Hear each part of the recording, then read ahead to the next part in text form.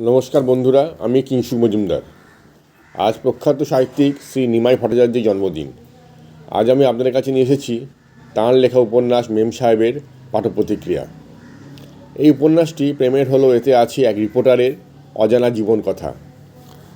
ছেলেবেলায় মা দিদি মারা যাওয়ায় মেয়েদের সান্নিধ্য তেমনভাবে কোনোদিনই পায়নি বাচ্চু। বাবা কাজের সূত্রে বাইরে থাকায় সবসময় একটা একাকিত্ব গ্রাস করতে তাকে।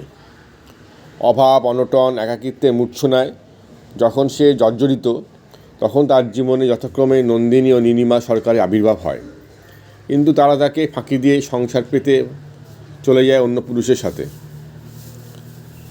এই অবস্থায় যখন ব্যর্থতা গ্রাস করছে বাচ্চুকে, তখনই খরা কবলিত অঞ্চলে বৃষ্টিপাতের মতো তার জীবনে আগমন ঘটে মেম সাহেবের। সাধারণ আটপৌরে শিক্ষিত মার্জিত মেম সাহেব তার ভালোবাসা দিয়ে বদলে দেয় বাচ্চুর জীবন। তার বাউন্ডুলে লক্ষ্যহীন জীবনে যেন এক নতুন আলোর সঞ্চার করে মেম সাহেব। স্নেহ, ভালোবাসা আর একটু আদর দিয়ে ভরিয়ে তোলে তাকে।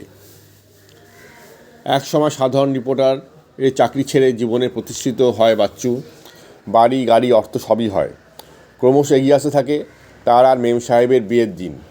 কিন্তু তখনই ঘটে যায় এক অপ্রত্যাশিত হৃদয় বিদারক ঘটনা। এক দুর্ঘটনায় মারা যায় মেম সাহেব।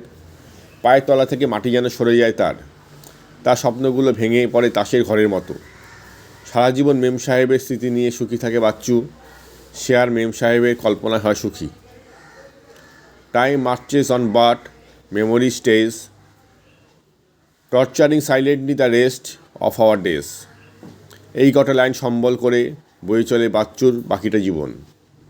যারা কাছে আছে তারা কাছে থাক, তারা তো পারে না জানিতে, তাহাদের চেয়ে তুমি আছো কাছে আমার হৃদয়খানিতে। বন্ধুরা, আজ এই পর্যন্তই। আমি আগামীকাল আসবো আবার কোনো একটি বইয়ের পাঠ্যপুস্তককে নিয়ে। ভালো থাকবেন সবাই। নমস্কার।